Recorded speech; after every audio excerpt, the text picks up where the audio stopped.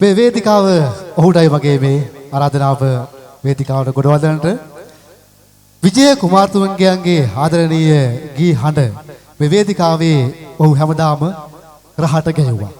දේවධාර ගස් අතරින් විජය කුමාරතුංග ආදරණීය කලාකරුවන්ට උපහාරයක්ම වේවා කියලා ප්‍රාර්ථනා කරමින් අපි ආරාධනා කරනවා රසික චන්දන පිරිස්. ඔබටයි මේ වේදිකාව.